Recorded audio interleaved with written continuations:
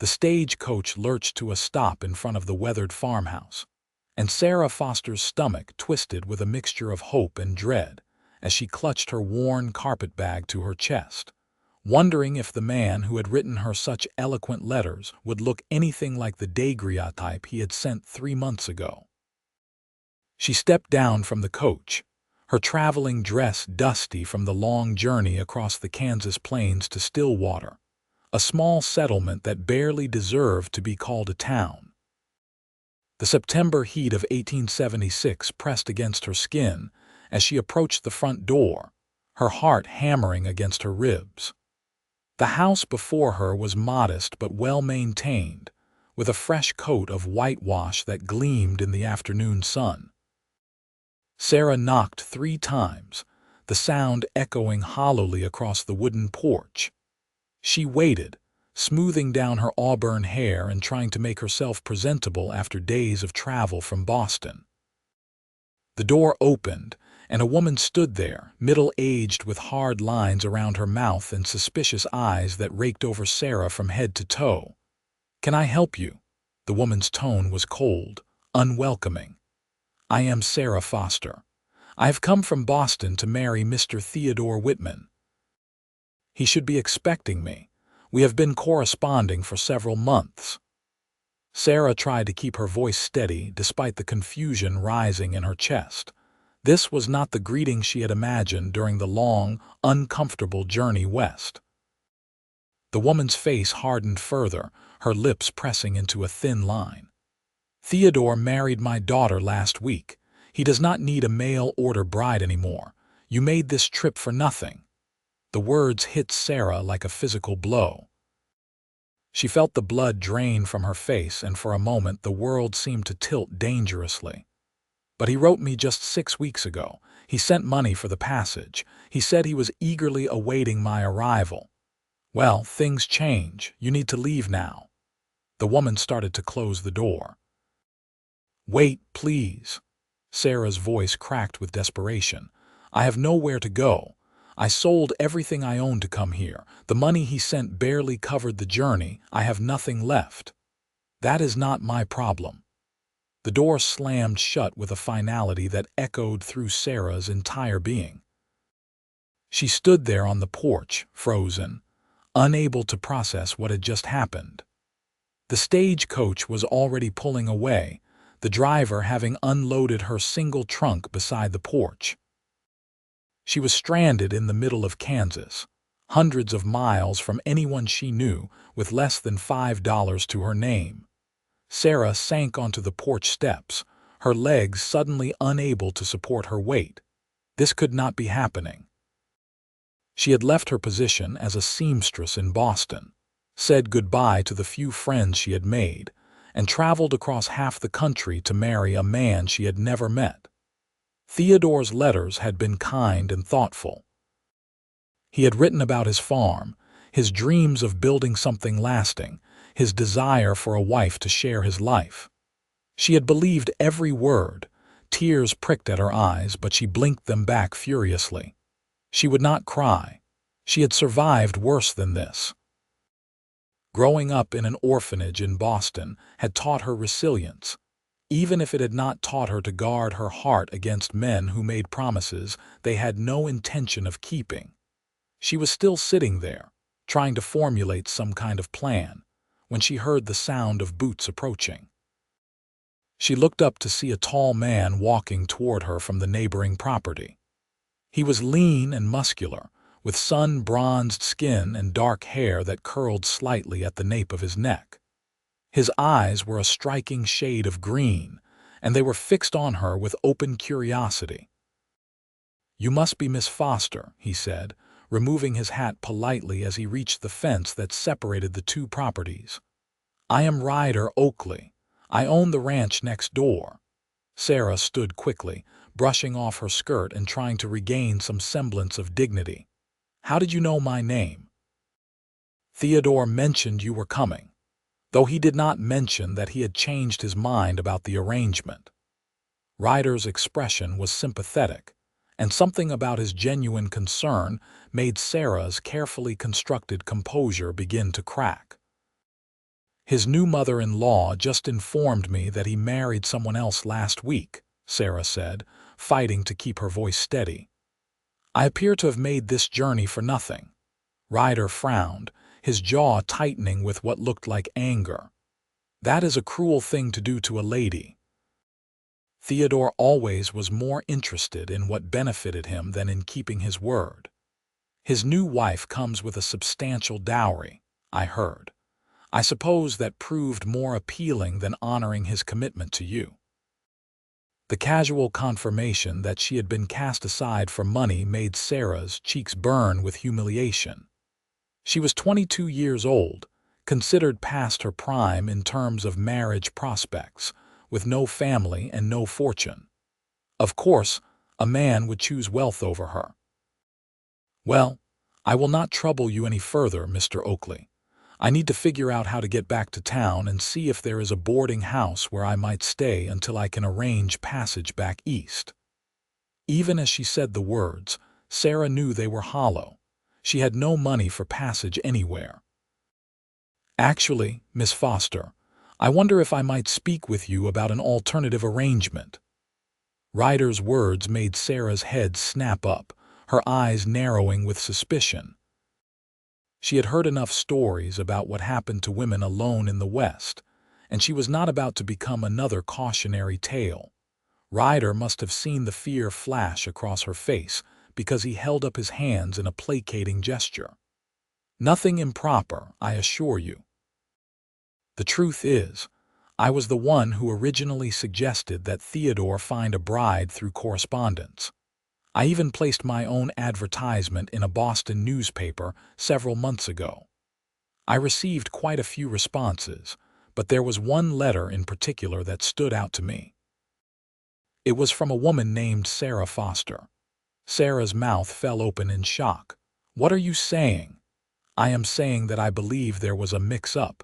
The letters you received were from me, not from Theodore. I wrote about my ranch, about my hopes for the future, about wanting to find a partner to share this life with.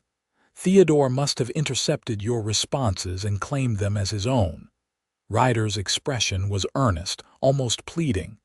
I have your letters.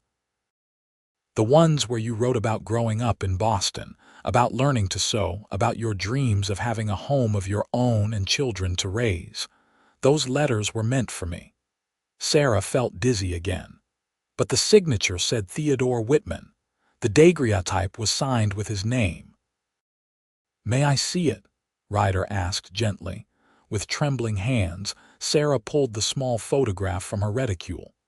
Ryder looked at it and shook his head, a mixture of anger and resignation crossing his features. This is a photograph of Theodore's brother, who died 2 years ago in a riding accident.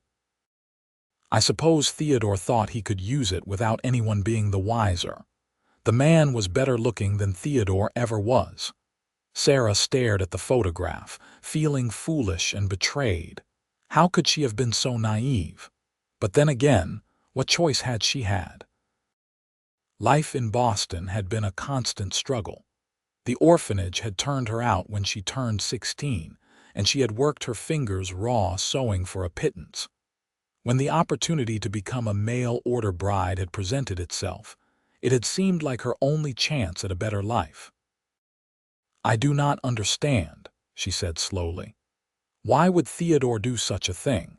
And how can I believe that you are telling me the truth and not simply taking advantage of my situation? Ryder reached into his vest pocket and pulled out a bundle of letters tied with string. These are the letters you sent. I recognize your handwriting from the address on your trunk. Please, read them and tell me if you wrote them. Sarah took the letters with shaking hands and untied the string. As she unfolded the first one, she recognized her own handwriting immediately.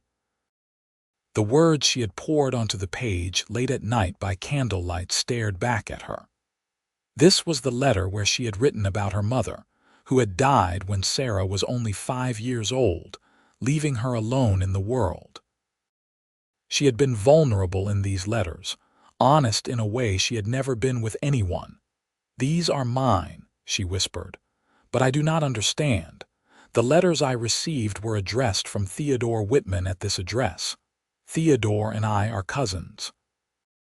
We grew up together, and when my parents died, his family took me in. Things were difficult between us even then. Theodore always resented that my father had left me land and money, even though his own family was comfortable enough. When I decided to look for a bride, I made the mistake of telling him about it. I suppose he saw an opportunity to cause trouble, or perhaps he genuinely thought he could intercept the correspondence and find himself a bride without the effort of writing his own advertisement. Ryder's voice was bitter as he continued. When you stopped writing suddenly about 6 weeks ago, I assumed you had changed your mind or found someone else. It did not occur to me that Theodore might have stolen your letters and claimed you for himself. Not until I saw you sitting here on his porch, looking exactly as you described yourself in your correspondence. Sarah felt anger building in her chest, hot and fierce. She had been manipulated and lied to, treated like a commodity that could be traded and discarded at will. And what exactly are you proposing, Mr. Oakley? That I simply transfer my affections and agreement from one man to another? I am not a parcel to be delivered to whoever happens to be convenient. No, you are not, Ryder agreed quickly.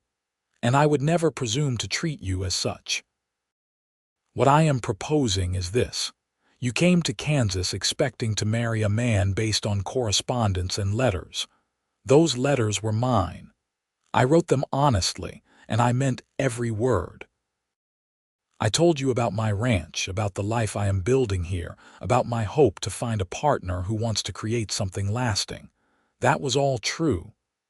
He took a step closer, his green eyes intense but not threatening. I am not asking you to marry me today or even this week. I am asking you to give me a chance to prove that I am the man who wrote those letters. Stay in Stillwater. There is a boarding house in town run by a respectable widow named Mrs. Harriet Coleman. I will pay for your room there for as long as you need. Get to know me, the real me, and decide for yourself if you want to honor the agreement we made through our correspondence. Sarah wanted to say no. Every instinct told her to run, to get as far away from this situation as possible, but practicality warred with her pride. She had nowhere to go and no money to get there. And if Ryder was telling the truth, if he really had been the one writing those letters that had touched her heart and given her hope, then perhaps she owed it to herself to find out. How do I know you will not turn out to be just like your cousin? She asked, hating the vulnerability in her voice. You do not, Ryder said honestly. You will have to trust your own judgment, but I can tell you this. I have never lied to you, and I do not intend to start now. The man who wrote those letters is who I am. Give me a chance to prove it.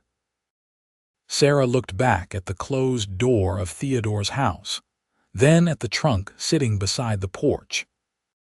She thought about the long journey from Boston, about the years of loneliness and hard work, about the hope that had bloomed in her chest when she read those letters describing a different kind of life. All right, she said finally. I will stay in Stillwater, but I make no promises beyond that.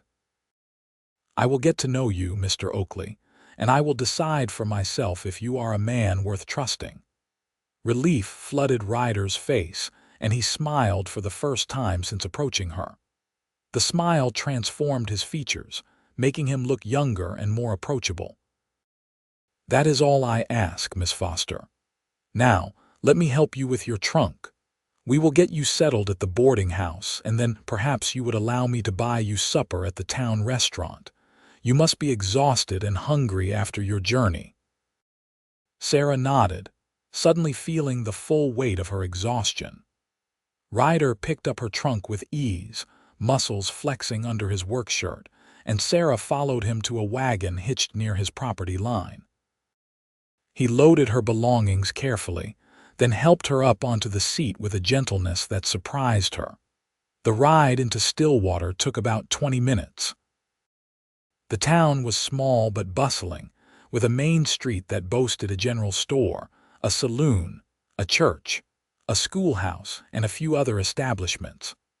Ryder pulled up in front of a neat two-story house with a sign that read Coleman's Boarding House. Mrs. Harriet Coleman turned out to be a plump woman in her 50s with kind eyes and a no-nonsense manner.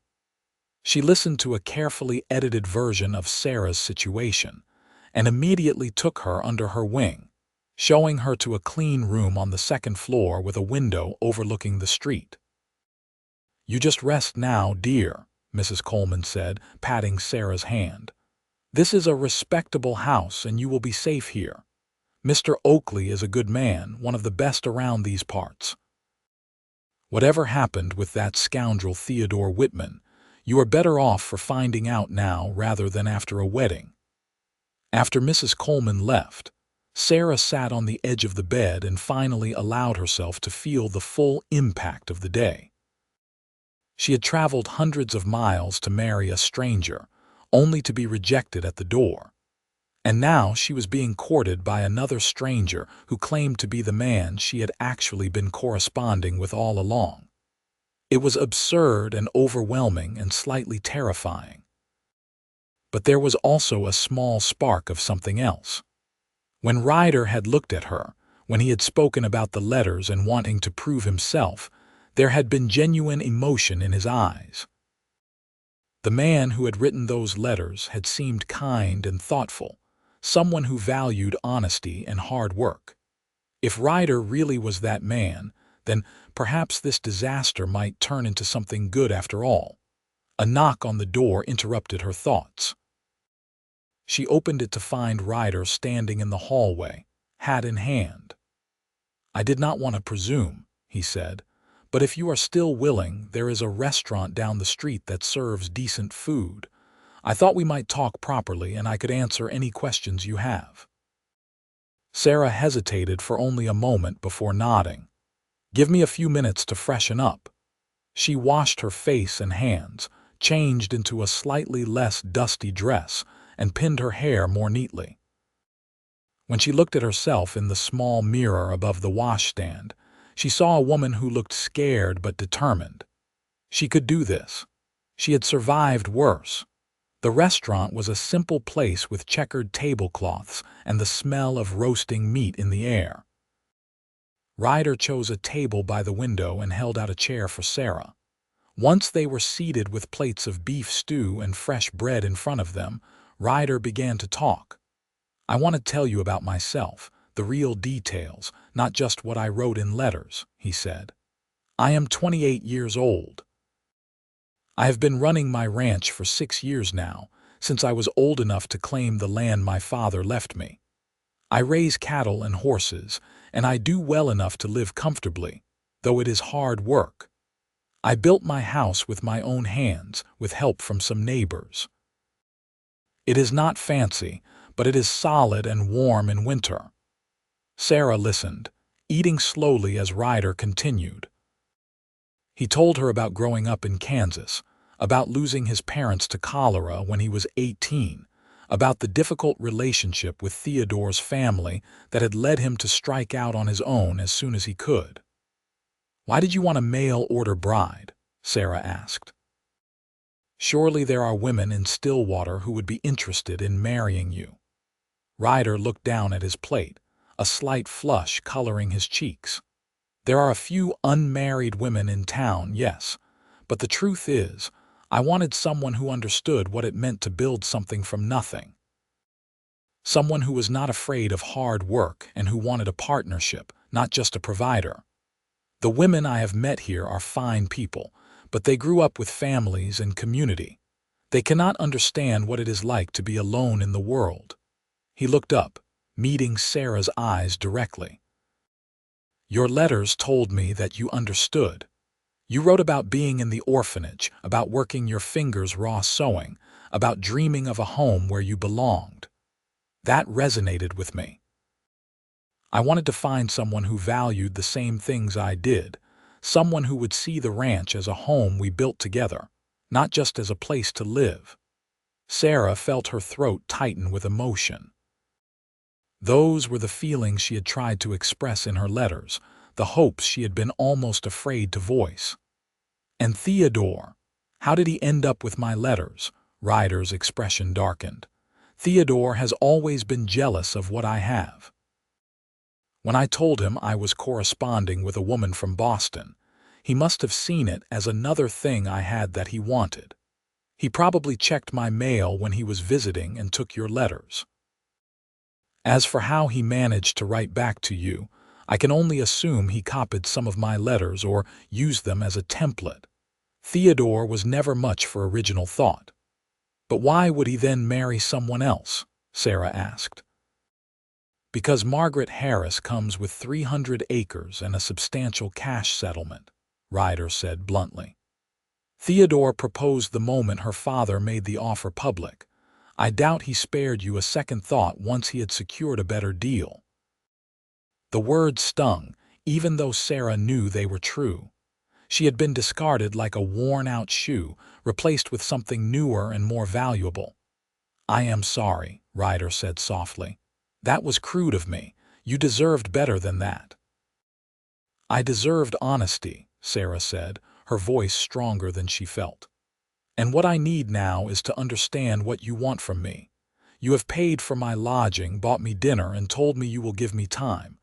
But what happens at the end of that time? What do you expect? Ryder was quiet for a moment, choosing his words carefully. I expect nothing, but I hope for everything. I hope that you will see me as the man who wrote those letters. I hope that you will come to feel comfortable with me, that we can build the friendship and partnership I wrote about. And I hope that eventually you will want to marry me, not because you are stranded with no other options, but because you genuinely want to spend your life with me. The honesty in his words took Sarah's breath away. This was not a man trying to manipulate or deceive her. This was someone laying his heart bare, taking a risk just as she was. I cannot promise you anything, Sarah said carefully. My trust has been badly shaken today, but I will give you a chance. I will stay in Stillwater and I will get to know you. That is all I can offer right now. That is more than enough, Ryder said, and the relief in his voice was palpable. Thank you, Sarah. I promise I will not let you down. They finished their meal in more comfortable silence, and Ryder walked Sarah back to the boarding house as the sun began to set, painting the Kansas sky in shades of orange and pink. At the door, he tipped his hat to her. May I call on you tomorrow? He asked. I could show you around town, introduce you to some people, help you get your bearings. I would like that, Sarah said, surprising herself with how much she meant it. The next morning, Sarah woke to bright sunlight streaming through her window and the sound of wagons passing on the street below. For a moment, she forgot where she was, and then the events of yesterday came rushing back. She sat up, taking in the simple but clean room, and felt a strange mixture of anxiety and anticipation. After washing and dressing, she went downstairs to find Mrs. Coleman setting out breakfast in the dining room. There were 3 other boarders, all men who worked at various businesses in town. They were polite enough, nodding to Sarah and making brief small talk before heading off to their work. Mr. Oakley sent word that he will be by at 10 o'clock, Mrs. Coleman said as she poured Sarah a cup of coffee. He is a reliable man, that one. You could do worse than giving him a chance. Sarah was beginning to realize that in a town as small as Stillwater, everyone knew everyone else's business. She supposed there was no point in trying to keep her situation private. Ryder arrived promptly at 10, looking freshly shaved and wearing clean clothes. He offered Sarah his arm, and they began walking down the main street. He introduced her to the owner of the general store, a hearty man named Mr. Peterson who welcomed her warmly. Then they visited the church, where the pastor and his wife greeted her kindly and invited her to services on Sunday. As they walked, Ryder pointed out various landmarks and told her stories about the town. Stillwater had been founded about 15 years earlier, in 1861, right around the start of the war.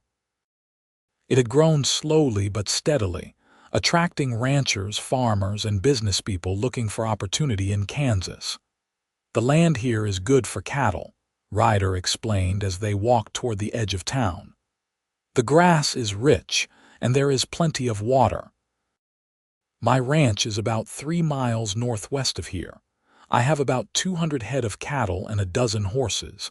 It is not the biggest operation in the area, but it is mine." "You manage it all yourself?" Sarah asked. "I have 2 men who work for me, Jack and Billy.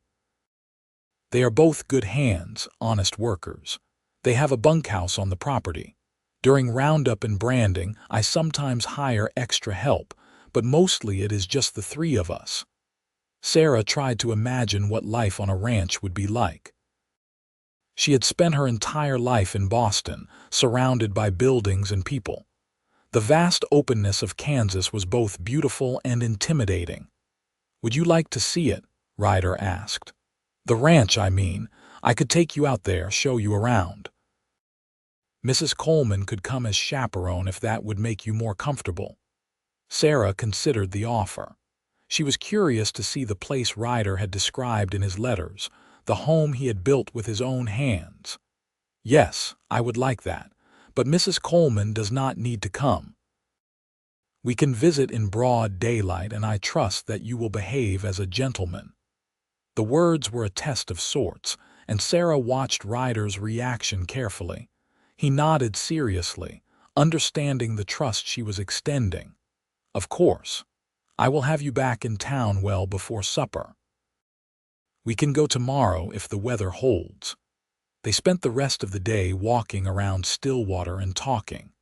Ryder asked Sarah about her life in Boston, and she found herself opening up more than she had expected to.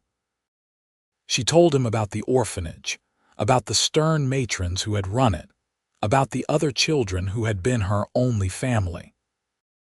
She told him about learning to sew, about the tiny room she had rented above a bakery, about the endless hours hunched over needlework that paid barely enough to keep her fed. "I was not unhappy exactly," she said as they sat on a bench outside the general store, "but I was lonely. I kept thinking there must be more to life than just surviving day to day. When I saw the advertisement for mail-order brides, it felt like a door opening, a chance for something different. And now you are here," Ryder said quietly. "In the middle of Kansas, in a town you had never heard of a week ago, talking to a man you just met." "It is strange how life works out," Sarah agreed. "Yesterday I felt like my world had ended. Today I am not so sure. Maybe this is where I was supposed to end up all along, just not in the way I expected." Ryder turned to look at her, and Sarah was struck again by how green his eyes were, like new grass in spring.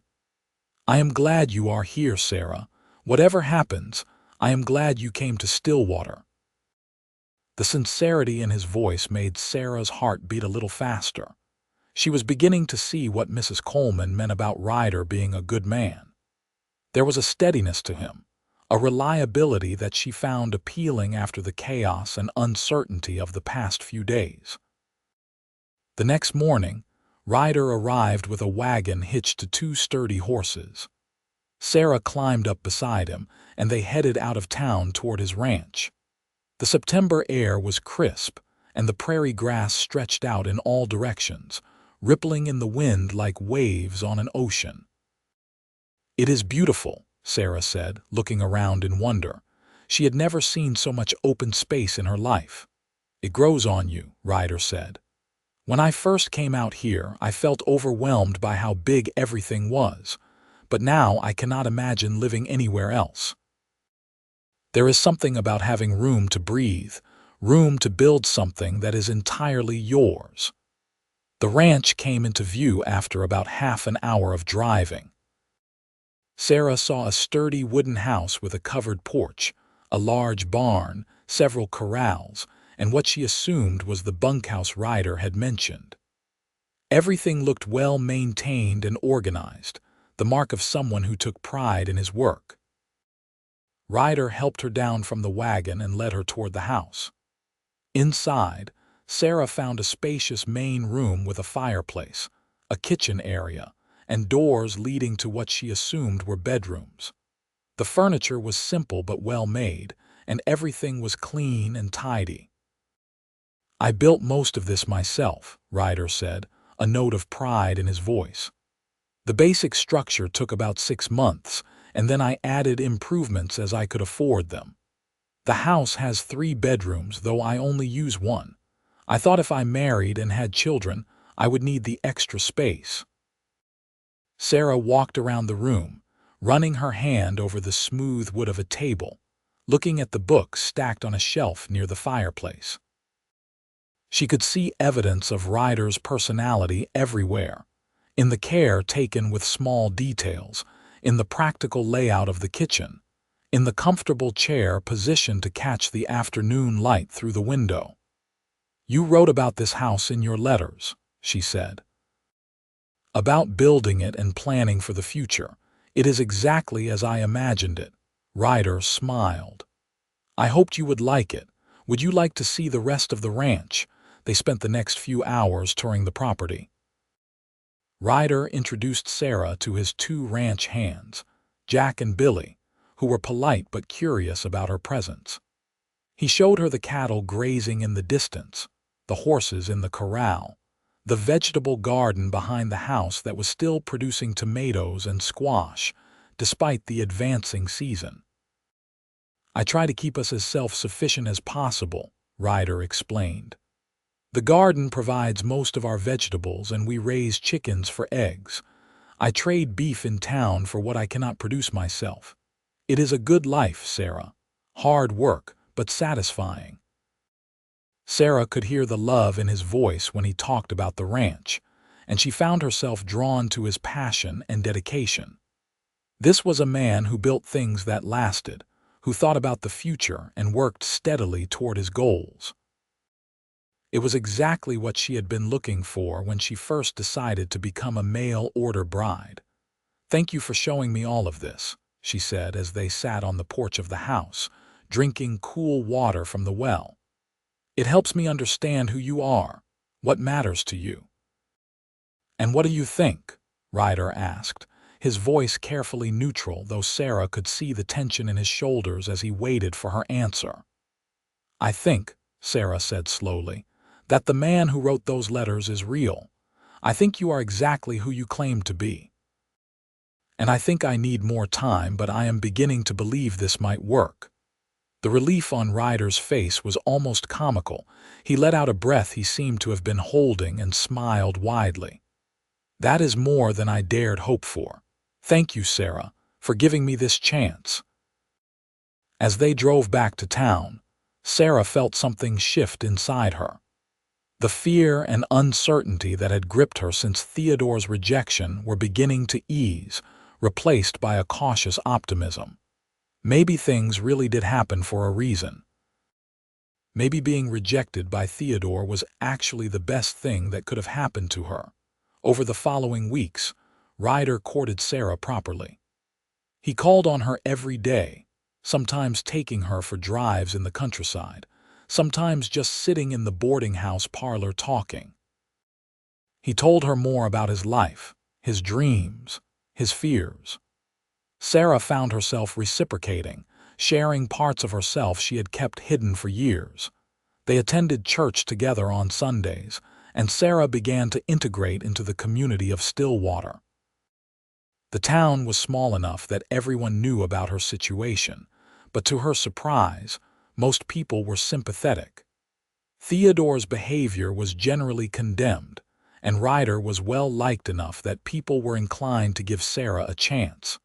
Mrs. Coleman became something of a confidante.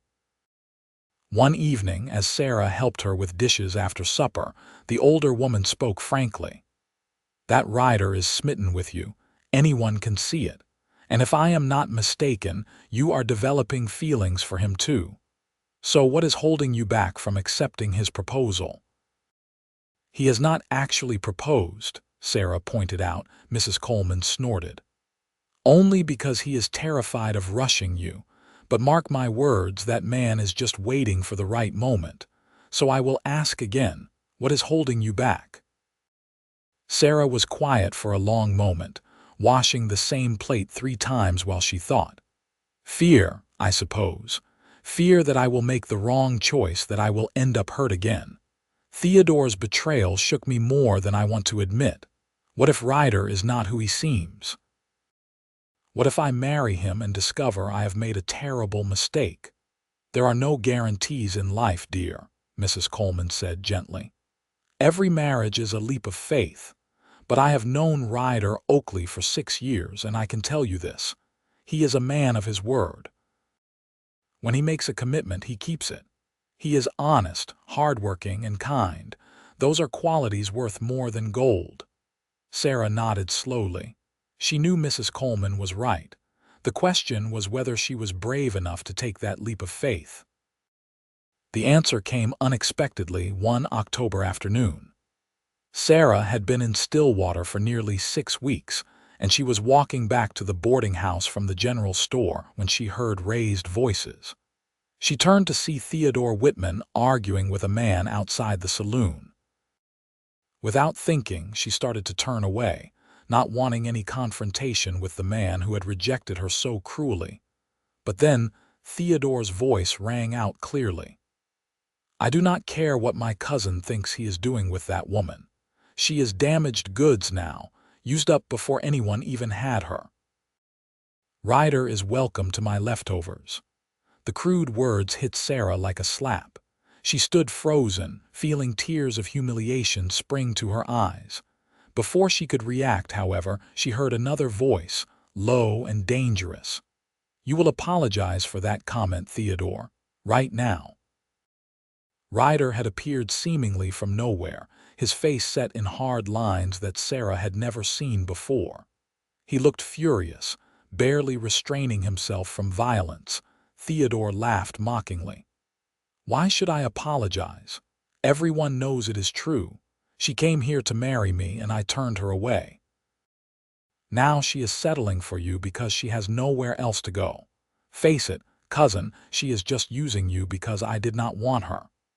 The words were designed to hurt, and they succeeded. Sarah felt her face burn with shame, even though she knew Theodore was being deliberately vicious. What happened next surprised everyone. Before Ryder could respond, Sarah walked right up to Theodore, looked him in the eye, and spoke in a clear, steady voice. "You are wrong, Mr. Whitman. I came to Kansas to marry a man who wrote me thoughtful, honest letters about building a life together. That man was Ryder Oakley, not you. You stole those letters and tried to steal the future they promised. But you failed because the truth came out. I did not settle for Ryder. I got exactly what I came for, the real man behind those letters. And that man is worth 10 of you." The small crowd that had gathered to watch the confrontation murmured in approval. Theodore's face turned red with anger and embarrassment. "You are just a used-up orphan with nothing to your name," he spat. "That is enough." Ryder's voice cracked like a whip. He stepped between Sarah and Theodore, his fists clenched. "You will not speak to her or about her ever again. Do you understand me?" For a moment, it looked like Theodore might throw a punch. But something in Ryder's eyes must have warned him off, because he backed down, muttering curses under his breath as he stalked away. Ryder turned to Sarah, his expression softening immediately. "Are you all right? I am so sorry you had to hear that." But Sarah was not thinking about Theodore anymore. Something had crystallized in her mind during that confrontation, a sudden clarity about what she wanted. "I need to talk to you," she said urgently. "Privately." Ryder nodded and led her away from the curious onlookers, back toward the boarding house. But instead of going inside, Sarah pulled him around to the small garden behind the building, where they could have some privacy. "Sarah, whatever Theodore said, please do not let it affect how you see yourself," Ryder began, but Sarah cut him off. You remember in your letters when you wrote about wanting a partner, someone who would stand beside you and build a life together?" she asked. Ryder nodded, looking confused. "Of course. I want that," Sarah said, the words tumbling out in a rush. "I want to stand beside you. I want to build a life on that ranch, raise children, create a home. I spent weeks being afraid, holding back because I was scared of being hurt again. But what Theodore said made me realize something. I am not settling for you, Ryder. You are everything I hoped for when I decided to come west. You are kind and honest and hardworking. You make me feel safe and valued, and I think I am falling in love with you." The last words came out as barely a whisper, but Ryder heard them. His eyes widened, and then a smile spread across his face, transforming him. "You think you are falling in love with me," he repeated. Sarah felt her cheeks heat up, but she met his gaze steadily. "Yes. I know it has not been very long, but I feel it. When I am with you, I feel like I am home. And when Theodore was saying those awful things, all I could think about was that he was wrong. I am not damaged or used up or settling. I am choosing you, actively and consciously, because you are the man I want to spend my life with." Ryder reached out and took both of her hands in his grip warm and strong. "Sarah, I have been in love with you since your first letter. When you wrote about dreaming of a home where you belonged, it resonated so deeply with me because I felt the same way. These past weeks have only confirmed what I already knew. You are the woman I want beside me for the rest of my life." He paused, then slowly lowered himself to one knee, still holding her hands. "Sarah Foster, will you marry me? Will you come to the ranch and build a life with me? I promise I will spend every day trying to make you happy, trying to give you the home and family you have always wanted." Tears were streaming down Sarah's face now, but they were happy tears. "Yes," she said, her voice breaking. "Yes, I will marry you, Ryder Oakley." Ryder stood and pulled her into his arms, holding her close. Sarah buried her face in his chest, feeling safe and cherished in a way she never had before. This was what she had been looking for, this sense of belonging, of being chosen and valued. "How soon can we get married?" Ryder asked, pulling back just enough to look at her face. "I know we should probably wait and do things properly, but I do not want to wait any longer than necessary." Sarah laughed, feeling giddy with happiness. "Neither do I. Can we get married this weekend? Is that too soon?" "This weekend is perfect," Ryder said, and then he did something he had not done before. He leaned down and kissed her, gently but firmly, a kiss full of promise and love. When they finally pulled apart, Sarah felt like she was glowing. Everything that had seemed like a disaster 6 weeks ago had led her to this moment, to this man, to this new life. She could not wait to begin. The next few days passed in a blur of activity. Sarah had to acquire a suitable dress for the wedding, which meant a trip to the general store and some quick alterations. Mrs. Coleman insisted on hosting a small reception at the boarding house after the ceremony. The pastor agreed to perform the wedding on Saturday afternoon. News of the engagement spread quickly through Stillwater, and Sarah was touched by how many people went out of their way to congratulate her. Even people she had barely spoken to stopped her on the street to wish her well. It seemed the whole town had been rooting for her and Ryder. The morning of the wedding, Sarah woke feeling nervous and excited in equal measure. Mrs. Coleman helped her dress, fussing over every detail like a mother preparing her daughter for the biggest day of her life. "You look beautiful," the older woman said, stepping back to admire her handiwork. Sarah's dress was simple but elegant, a pale blue that brought out the color of her eyes. Her auburn hair was pinned up with a few curls framing her face. "I am getting married," Sarah said, still not quite believing it. 2 months ago, I was sewing in a cramped room in Boston. Now I am about to become Mrs. Ryder Oakley. "And you will be very happy," Mrs. Coleman said firmly. That young man adores you. Anyone can see it. Now come on, we do not want to keep him waiting." The ceremony was held in the small church, with about 30 people in attendance. Sarah was surprised by how many had come. People who barely knew her but wanted to celebrate with them anyway. As she walked down the aisle, she saw Ryder standing at the front, looking handsome in a dark suit, his eyes fixed on her with an expression of such love and happiness that it took her breath away. The pastor performed a simple but moving ceremony. When it came time for the vows, Sarah spoke hers clearly and confidently, meaning every word. Ryder's voice was steady as well, though Sarah could see his hands trembling slightly as he slipped a simple gold band onto her finger. "I now pronounce you husband and wife," the pastor said with a smile. "Ryder, you may kiss your bride." And he did, to the applause and cheers of everyone present. Sarah felt joy bubbling up inside her, pure and uncomplicated. This was her wedding day, the beginning of her new life. The reception at the boarding house was lively and fun. Mrs. Coleman had outdone herself with food, and someone had brought a fiddle to provide music. Sarah danced with Ryder, laughing as he spun her around the crowded parlor, not caring that they were far from graceful. "Happy?" Ryder asked, pulling her close. "Happier than I have ever been," Sarah answered honestly. "Thank you for finding me, for not giving up on me." "I should be thanking you," Ryder said. "You took a chance on me when you had every reason to be wary. I will spend the rest of my life making sure you never regret it." As the sun began to set, Ryder helped Sarah into the wagon for the drive out to the ranch. Their ranch now, Sarah reminded herself.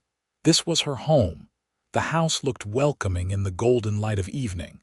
Ryder had clearly been there earlier in the day to prepare things. Lanterns were lit, casting a warm glow, and Sarah could see that fresh flowers had been placed on the table. He carried her over the threshold, both of them laughing at the traditional gesture. Once inside, Ryder set her down gently and took her hands. "Welcome home, Mrs. Oakley," he said softly. "It feels right, being here with you," Sarah said.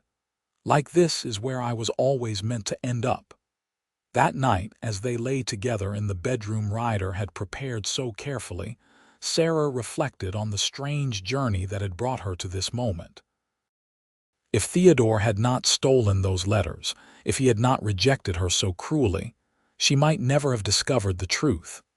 She might have married the wrong man and spent years regretting it. Instead, she had found Ryder, the man who had actually written those letters that had touched her heart. "What are you thinking about?" Ryder asked, running his fingers through her hair. "About how sometimes the worst things lead to the best things," Sarah said. "I was so devastated when Theodore turned me away, but if he had not, I would not be here with you now." "I suppose I should thank him then," Ryder said with a hint of humor, "though I am still furious with him for what he put you through." "It does not matter anymore," Sarah said. "He has no power over me. I have you and this home and a future I am excited about. That is all that matters."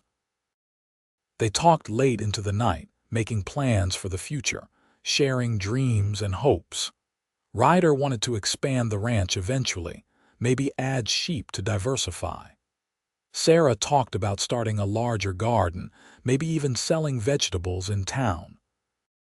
They both wanted children, several if they were blessed, to fill the empty bedrooms and bring life to the ranch. As Sarah finally drifted off to sleep in her husband's arms, she felt a peace she had never known before. She was home. She belonged, and she was loved. The first months of marriage were an adjustment for both of them. Sarah had to learn the rhythms of ranch life, the early mornings and long days, the constant work that needed to be done. Ryder had to adjust to having someone else in his space, sharing his life in the most intimate ways.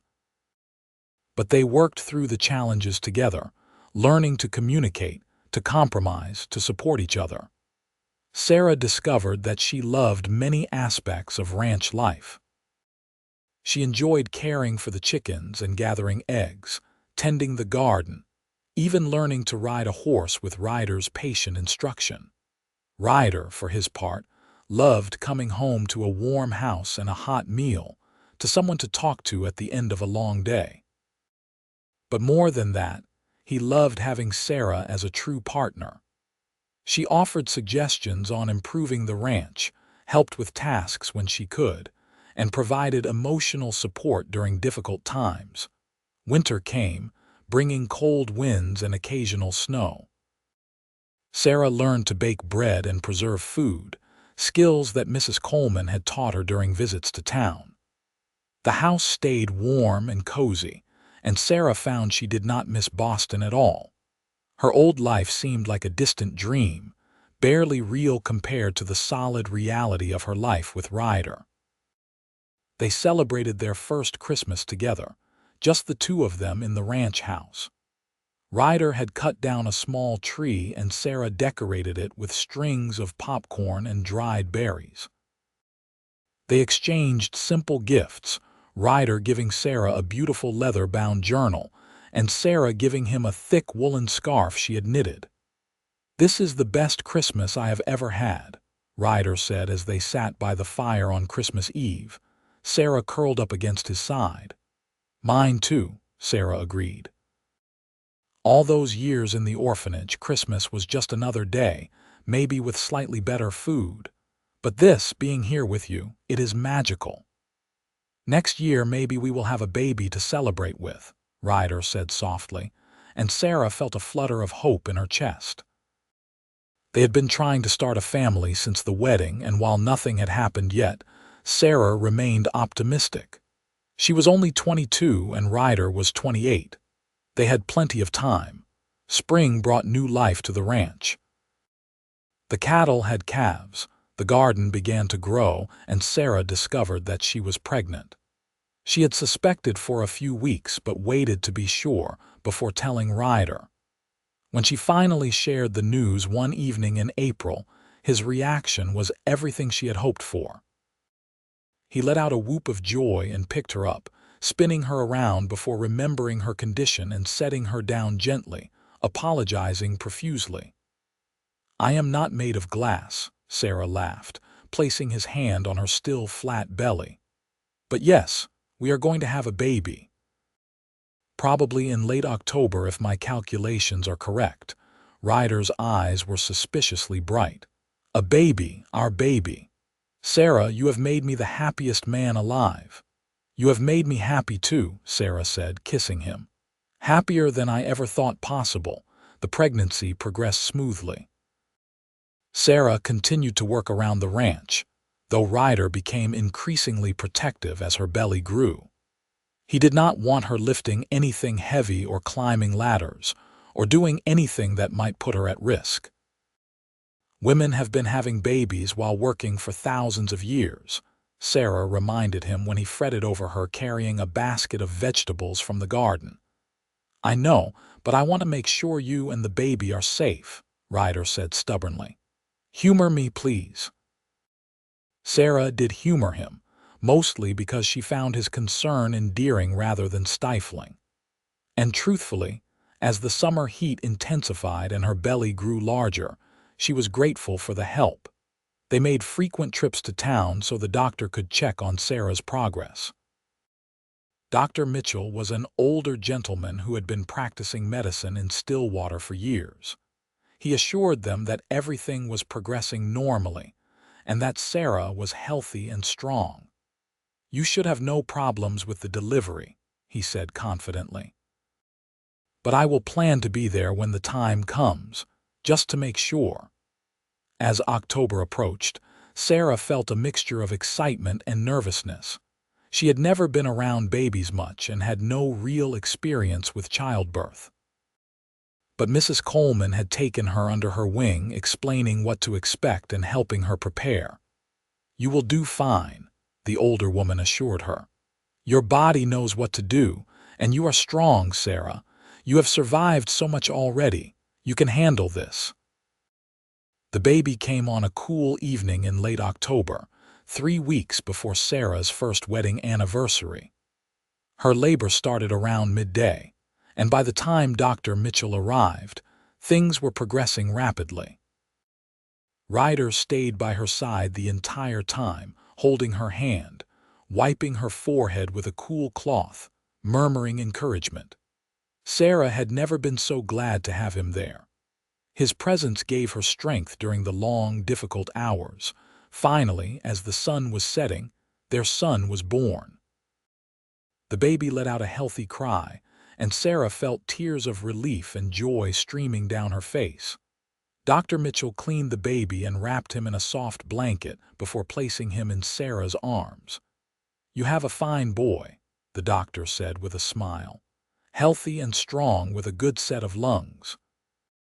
Sarah looked down at the tiny face, at the little fists waving in the air, and felt her heart expand with a love so fierce it almost hurt.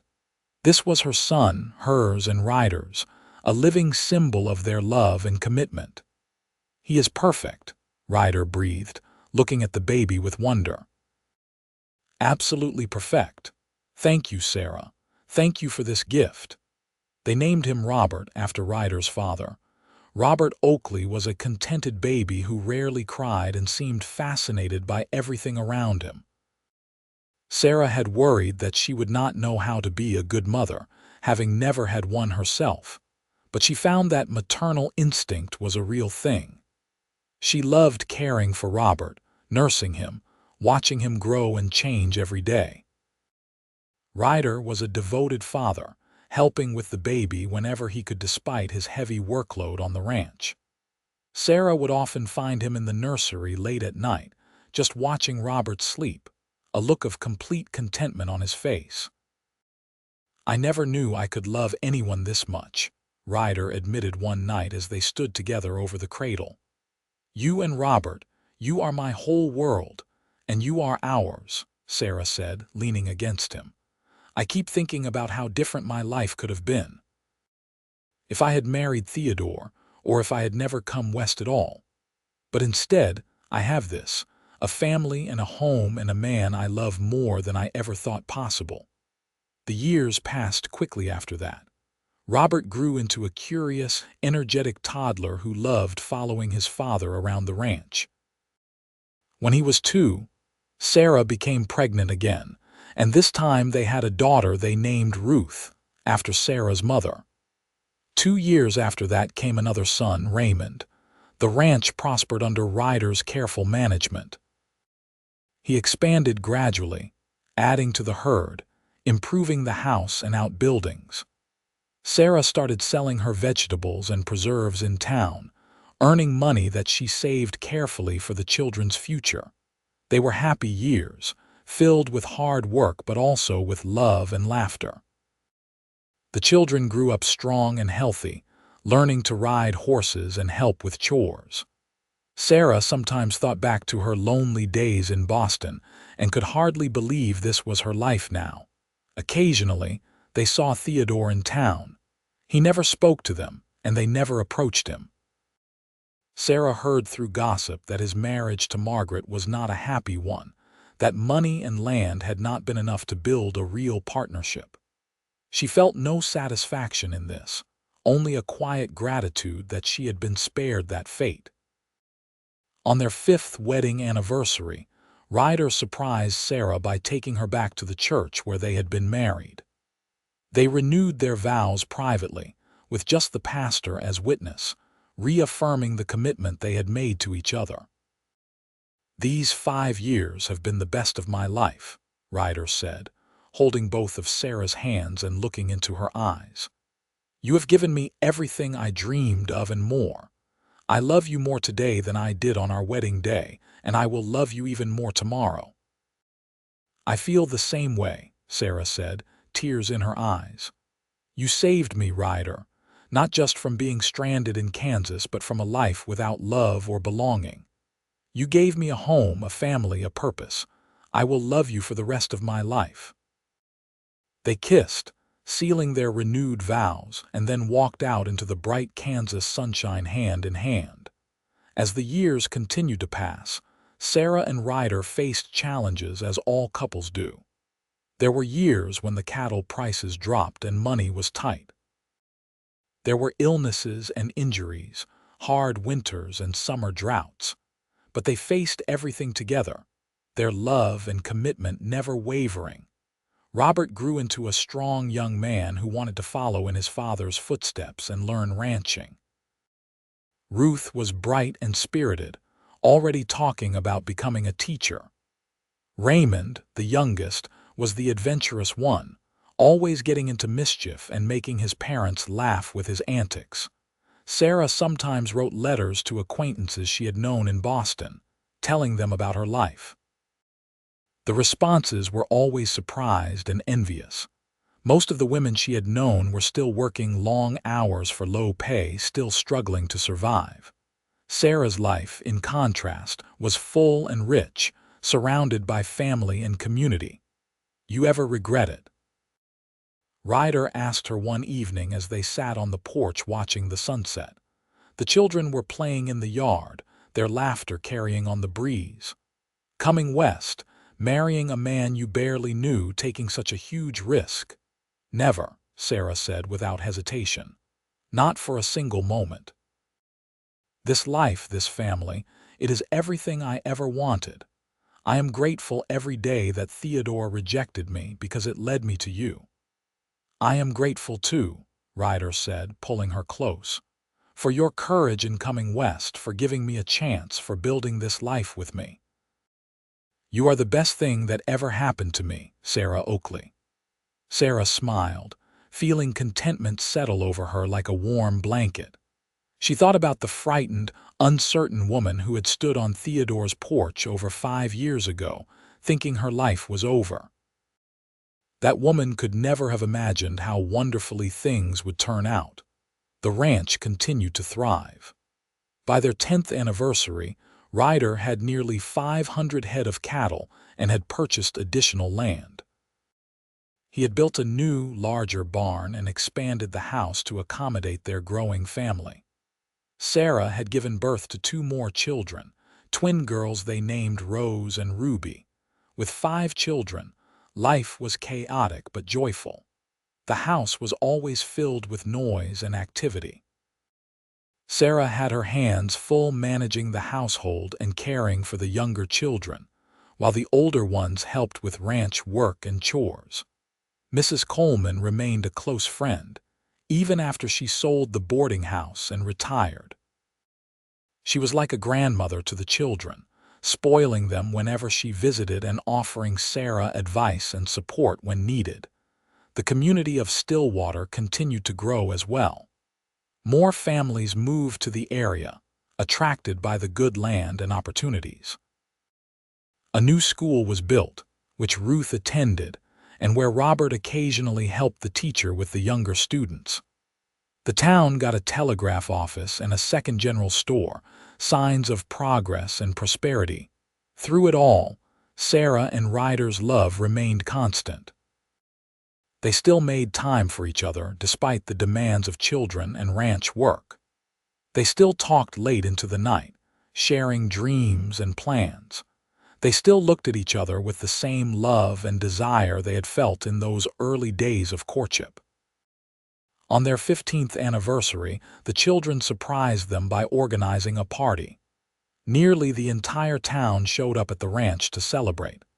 There was food, music, dancing, and speeches. Several people talked about how Sarah and Ryder were an inspiration, a testament to the power of love and commitment. "When I first met Sarah," Mrs. Coleman said during her speech, "she was a lost soul, rejected and alone, but she had courage and faith. She gave Ryder a chance, and he proved worthy of that chance." Their love story reminds us that sometimes the worst moments in our lives lead us exactly where we need to be. Sarah felt tears running down her cheeks as she listened. She looked at Ryder, at their 5 beautiful children, at the community of friends surrounding them, and felt overwhelming gratitude. Her life had turned out better than any fantasy she could have imagined during those lonely years in Boston. Later that night, after the guests had left and the children were asleep, Sarah and Ryder stood on the porch looking up at the stars. 15 years, Ryder said wonderingly. Sometimes it feels like we just got married yesterday, and sometimes it feels like we have been together forever. I know what you mean, Sarah agreed. Time is strange that way, but I would not change a single moment, Ryder. Even the hard times, they made us stronger. I love you, Ryder said simply, just as much now as I did on our wedding day. More even, because now I know what an incredible woman you are. You have given me everything, Sarah. Everything I ever wanted and things I did not even know to dream about. We gave it to each other, Sarah corrected gently. This life we have, we built it together. You are my partner, my best friend, the love of my life. I would do it all over again in a heartbeat. They stood there in comfortable silence, arms around each other, looking out at the land they had made their own. The ranch was quiet now, peaceful in the moonlight. In the distance, they could hear the occasional sound of cattle lowing and the wind rustling through the grass. This was home. This was where Sarah belonged. And she knew with absolute certainty that she would spend the rest of her life here, with this man, surrounded by the family and community they had built together. As they turned to go inside, Sarah took one last look at the stars. She thought about that young woman who had traveled across the country on faith and hope, who had been rejected and lost but had found the courage to try again. That woman was still part of her, but Sarah was so much more now. She was a wife, a mother, a rancher, a member of a community. She was loved and valued and needed. Thank you, she whispered to whatever forces had guided her journey. Thank you for bringing me here. Ryder squeezed her hand and they walked inside together, ready to face whatever the future might bring, knowing they would face it side by side. The years continued to roll by, bringing changes and challenges, but also joy and growth. Robert, their eldest, fell in love with a sweet young woman named Emma from a neighboring ranch. Their wedding was a grand affair that brought together families from across the county. Sarah cried happy tears as she watched her son pledge his life to the woman he loved, remembering her own wedding day and how nervous and hopeful she had been. Ruth fulfilled her dream of becoming a teacher, taking a position at the Stillwater School when she was 20. She was beloved by her students and respected by parents. Sarah was incredibly proud of her daughter's independence and ambition. Raymond, ever the adventurer, talked about going to California to seek his fortune, but he always ended up staying, unable to resist the pull of the ranch and family. The twins, Rose and Ruby, were growing into lovely young women with distinct personalities despite their identical appearances. As Sarah approached her 40th birthday, she looked back on her life with satisfaction. She and Ryder had weathered storms both literal and figurative. They had built something lasting, not just in terms of property and possessions, but in the love and legacy they would leave their children. The ranch was now one of the most successful in the area. Ryder had earned a reputation as a fair and savvy businessman, and people often came to him for advice. Sarah's garden had expanded to include several large plots, and she sold produce and preserves not just in Stillwater but in surrounding towns as well. But more important than material success was the family they had created. Their children were all good people, kind and hardworking, with strong values and loving hearts. They had friends throughout the community, and the Oakley Ranch was known as a place of hospitality and warmth. One summer evening, as the family gathered for Sunday dinner, Sarah looked around the crowded table and felt her heart swell with love. Robert was there with Emma and their baby daughter, making Sarah and Ryder grandparents. Ruth had brought a young man she was courting, a teacher from a nearby town. Raymond was entertaining everyone with stories of his latest escapades. The twins were bickering good-naturedly over something trivial. This was everything Sarah had dreamed of during those lonely years in Boston. This noise, this chaos, this abundance of love and life. She caught Ryder's eye across the table, and he smiled at her, that same warm smile that had made her feel safe all those years ago when she had been scared and uncertain. After dinner, as they cleaned up together, Ryder pulled Sarah aside. "I have been thinking," he said. "We have worked hard all these years building this ranch, raising these children. Maybe it is time we took a trip, just the two of us. We could go east, see some of the places you used to talk about, or we could go west to the coast. Whatever you want." Sarah was touched by the offer.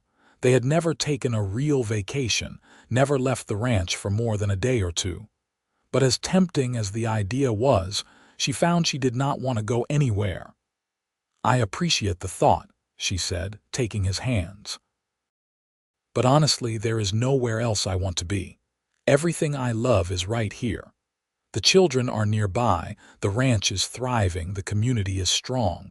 Why would I want to leave that, even for a little while?" Ryder laughed. "I was hoping you would say that. The truth is, I do not want to leave either. I just wanted to make sure you did not feel like you missed out on anything by staying in Kansas all these years." "I did not miss out on anything," Sarah said firmly. "I found everything I was looking for and more. You gave me that, Ryder. You gave me a home and a family and a life worth living." "We gave it to each other," Ryder said, echoing Sarah's words from years ago. "And we are not done yet. We have grandchildren to spoil and more years to enjoy together.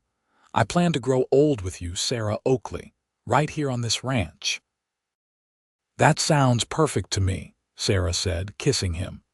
As they walked out to the porch to watch the sunset, Sarah thought about the girl she had been and the woman she had become.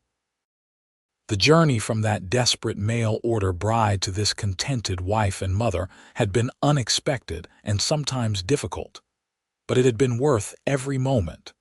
She thought about Theodore Whitman sometimes, wondering what had become of him. She had heard he and Margaret had no children, that they lived separate lives in the same house, bound by duty rather than love. Sarah felt no satisfaction in his unhappiness, only gratitude that she had been spared that fate. Being rejected at Theodore's door had been the best thing that could have happened to her. It had led her to Ryder, to this life, to everything that mattered.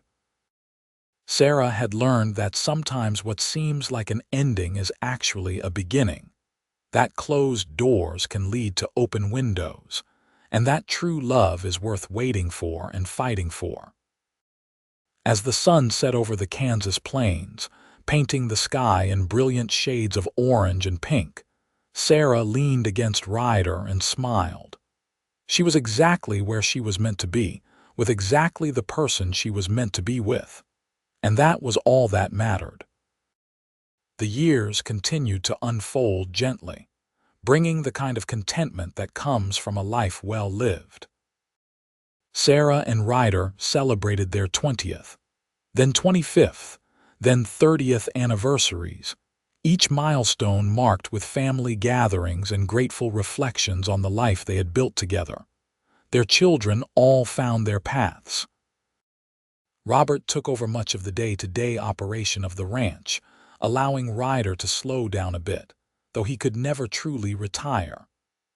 Ruth married her teacher and had 3 children of her own. Raymond finally settled down with a spirited woman who could match his adventurous nature, and they started a horse breeding operation on land adjacent to the main ranch. The twins both married within a year of each other, and both remained in the Stillwater area. Sarah's hair turned silver, and lines appeared at the corners of her eyes, but Ryder still looked at her like she was the most beautiful woman in the world. His hair grayed too, and his hands grew weathered from decades of ranch work, but Sarah still felt her heart skip a beat when he smiled at her. They spent their later years in comfortable routine, enjoying the fruits of their labor. They took daily walks around the property, visited with their numerous grandchildren, and sat on the porch in the evenings talking about everything and nothing. "You remember the day we met?" Ryder asked one evening as they sat watching their grandchildren play in the yard. "You were sitting on Theodore's porch looking lost and scared." "I remember," Sarah said. "I thought my life was over. I had traveled so far only to be rejected. I felt like a fool. And I walked up and told you I was the one who had actually ordered you," Ryder continued with a chuckle. "You looked at me like I had lost my mind." "I was not sure whether to believe you or run away," Sarah admitted. "You could have been anyone, saying anything, and I was in no position to be choosy. But something in your eyes made me trust you." "Best decision you ever made," Ryder teased. "Best decision we both made," Sarah corrected. "You took a chance on me too, remember? You did not know if I would be the woman from the letters or someone completely different." "You were exactly who I hoped you would be," Ryder said seriously. "And you became even more than that. You have been my partner, my best friend, the love of my life for over 30 years. I thank God every day that Theodore was fool enough to let you go." Sarah squeezed his hand, feeling the strength still in his grip despite his age. "I thank God, too, for leading me here, for giving me you and our children and this life. I could not have imagined being this happy." As the sun set that evening, Sarah reflected on the fullness of her life. She had survived loss, loneliness, rejection, and uncertainty. She had traveled across a country to meet a stranger and build a life from nothing. She had loved and been loved, raised children, built a home, become part of a community. The mail-order bride who had been refused at one door had been welcomed at another. And in that welcome, she had found everything she had been searching for. She had found home. Years later, when Sarah was old and her body was tired, she spent her final days in the house Ryder had built, surrounded by children, grandchildren, and even a few great-grandchildren. Ryder never left her side, holding her hand just as he had during the birth of their first child, during hard times and good times, for over 50 years. "I am not afraid," Sarah told him as she felt her strength fading. "I have lived a wonderful life. No regrets, no wishes for anything different." "You gave me everything, Ryder." "You gave me everything too," Ryder said, tears streaming down his weathered face.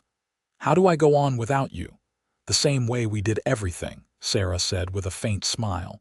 "One day at a time, surrounded by family, holding on to love. I will wait for you, wherever I am going. And when you come, we will start a new adventure together."